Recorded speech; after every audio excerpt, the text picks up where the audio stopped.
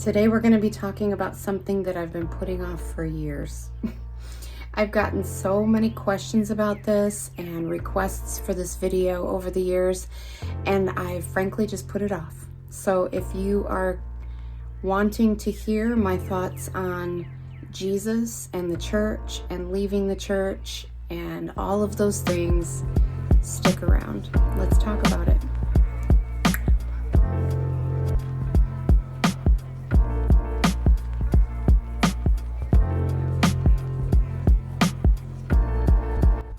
Hi, I'm Veronica. Welcome to the Wholeness Shift. If this is your first time here, welcome.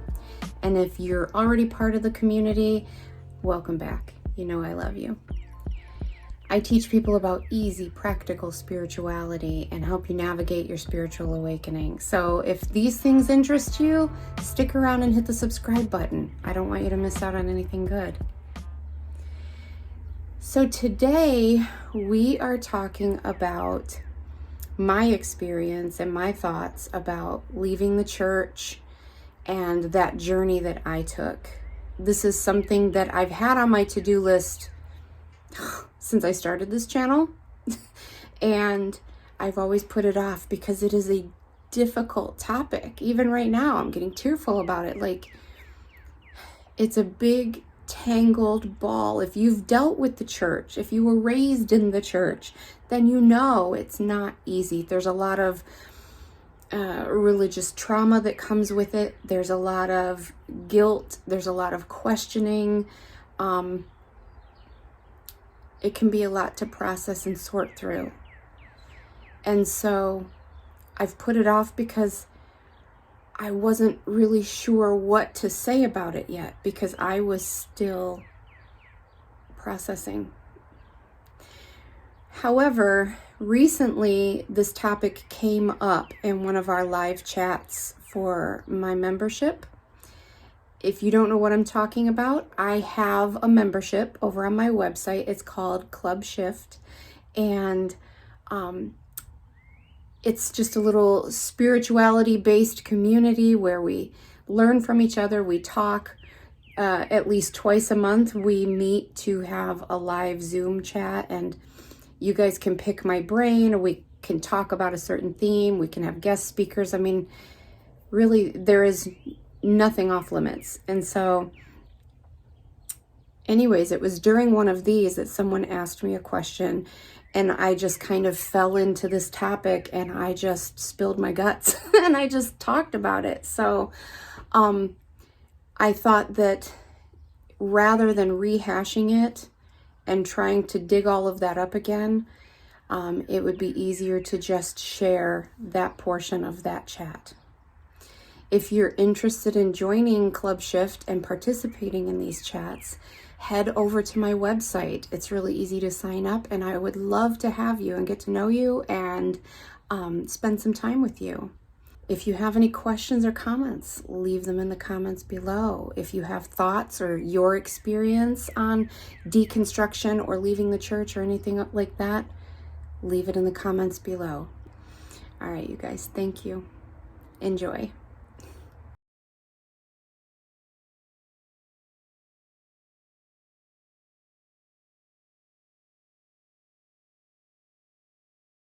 So you said, I have a personal question for you. I know that you were raised as a Christian.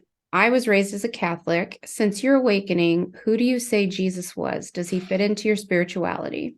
And I'm already wanting to cry. So we're going to go down that road. I can tell you now. But I haven't made a video on this, even though I've planned to, and I've been told to for several years now, because it's a difficult question.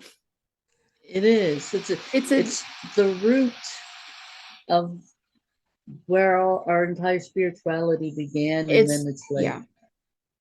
It's the root of all of the indoctrination of my whole life, that my entire life and personality and persona was built around. So when you take that out, what do you get to keep? Because I'm not just throwing out all of it, but what do you keep? And if you keep it, what does it mean? And what does it look like? And so so complicated. And when I think I know the answer, I still feel I haven't made the video because I think I know the answer for me, but I will never in a million years. I know that people listen to what I have to say, and I know that they trust me, and I don't ever want someone to do something not right for them or shift their opinions or beliefs based on this struggle, this path I'm weaving through. I'm trying to figure it out too. So I don't want to wrongly influence anybody. So I've had many long talks with Jesus about this, because for a long time, okay, so back up. Let's start at the beginning. When this all started, I was still very, very, very much a Christian. And this all kind of happened and fell in my lap over a course of a weekend, when I had gone to Sedona, gone to the crystal shop, found the pendulum, all of that. Like over a weekend, I just like started waking up and this pendulum's moving and they're saying they love me and they're my guides, and like, put it down. Lord, what do you think of this? Are you mad? Am I going to be in trouble? And I just kept hearing the verse, test the spirits to see if they are of God. God wasn't saying no. I just kept hearing, test the spirits, try the spirits. So over the course, I would say over a few months, I kept testing the spirits and nothing was happening that was ugly. There was nobody on there saying negative things. You know, in all reality, whatever was on that pendulum at that moment, which it was SPOMI, but whatever was there had my ear. I was curious and I was listening. And so they had the opportunity to tell me anything. If I said, is the Bible real? Or is Jesus real? They had the opportunity to go, no, that's just some bullshit that was made up, blah, blah, blah, blah, blah. They didn't. He didn't. He said, most of what you have been taught about the Bible is incorrect. The Bible was simply a tool meant for control, but there are portions of it that are true. And I didn't go too far into depth with it at the time, but I was just like, is Jesus real? And he's like, Jesus is very real. You can feel him. Is he not real? You can feel him.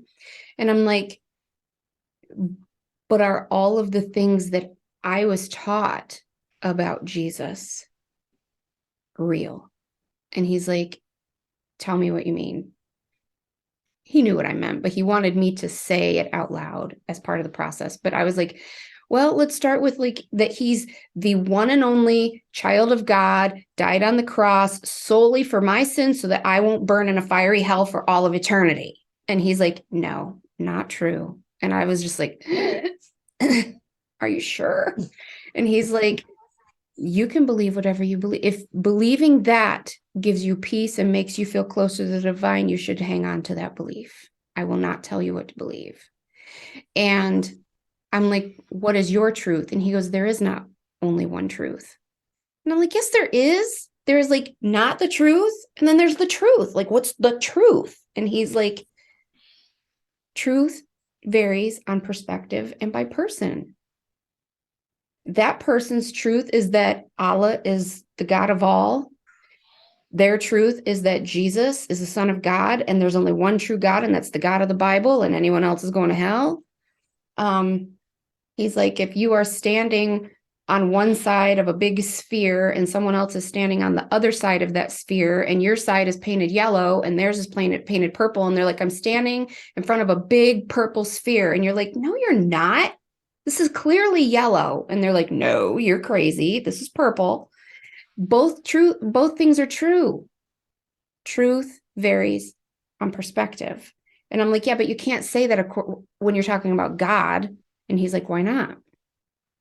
God is all things. What only humans would try to limit what you call God. God is all things. God is anything you want him to be. God is all things.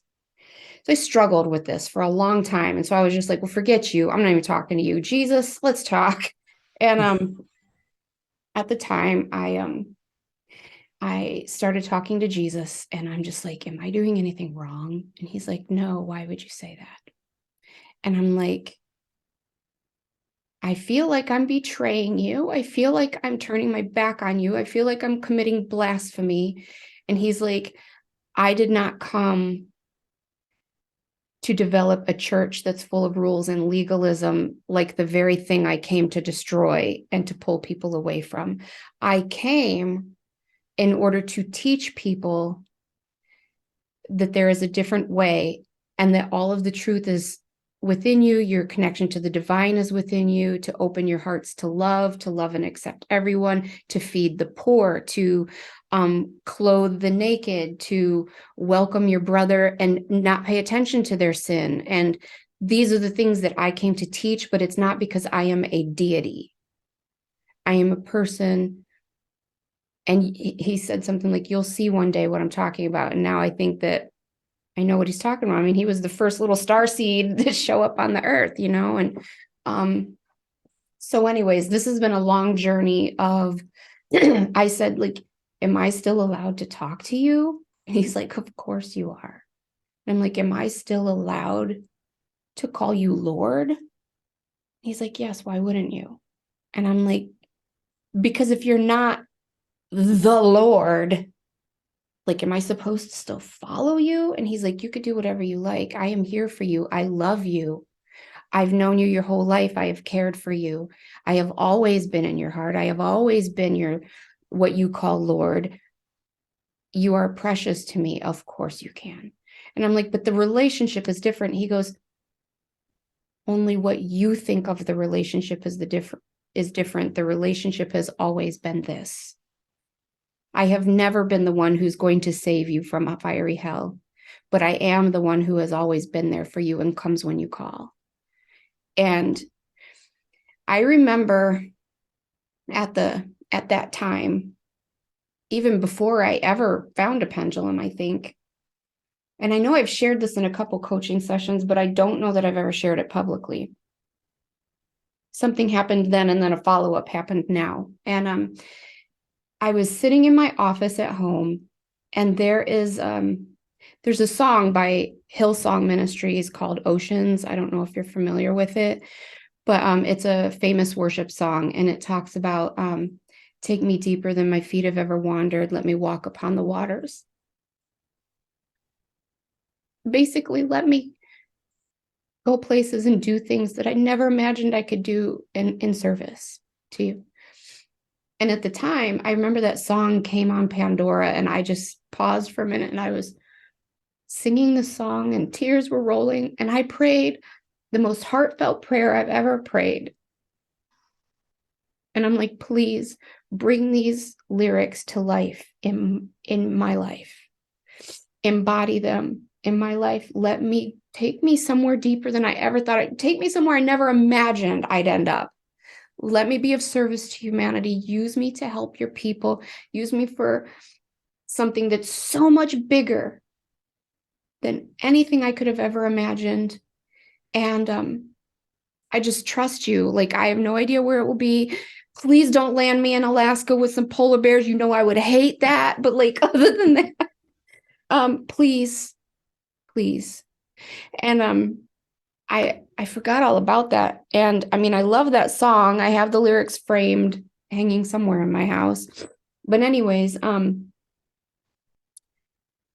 fast forward through all of the years of my awakening and stuff, I've kind of shied away from any kind of hymns or worship songs, because I'm just like, I don't consider myself part of the church anymore. I am 100% for the deconstruction of the church. I think the church is poison. It is toxic. It is traumatic. It is evil. I think that that's where, if there is a Satan, that's where Satan himself lives most of the time. Now, are there some genuine, beautiful people who are dripping with the energy of Jesus in those buildings sometimes? Sure. But not most of it. Most of it is just toxic. And so we need to deconstruct everything that was known as the church, that was established on patriarchy and toxicity and bigotry and all of those things, and wipe it out and start afresh. I'm like, so I don't feel like I'm allowed to even sing those songs that are so dear to me, because like, what do they even mean to me now? it was just a very, I don't know, it was a process. It was confusing. So fast forward to probably last fall, I was sitting on my couch scrolling through TikTok, as I'm prone to do, and some random person's video had that Hillsong song as their background. And it instantly like took my breath away. It like smacked me, and I was just like, and I started sobbing because. And so I just sat there and I'm like, Jesus, I need to talk to you. Like, what does this even mean? Who are you to me? Am I allowed to sing this song? Am I doing something wrong? Because if I am, stop me. Am I teaching wrong things? Am I sinning? Is that even still a thing? I need direction and I need answers and I need it now. Please help me. So I'm so sad. And instantly I got a vision of that day in my office when I prayed that prayer to that song and asked him to make it real in my life. And I heard him clairaudiently. I heard Jesus talking to me. And he said, everything that you are doing right now is a direct answer to your prayer that day. I have taken you somewhere where you never imagined you'd go. You are reaching my people and you are doing the real work that the divine needs done in this world right now. You are opening hearts and you are turning them towards God, and you are making the world a better place. And it is 100% because you prayed that prayer that day. And he's like, so stop questioning if you are out of alignment or out of my will, because you are exactly where I have placed you and where you're supposed to be. No, I am not saving you from an eternal damnation, but I'm still here. And you're not doing anything wrong. Stay the course, keep going, you are loved, all of these things. And so that's where I am. It's complicated. Okay. All right, so those were my thoughts. What did you guys think? Leave me a comment below, and if you haven't yet, please hit the subscribe button. And if you would like to participate in Club Shift, head over to my website. The link is in the description box below. Or on the end screen, you can scan the QR code. It'll take you there on your phone. All right, until next time.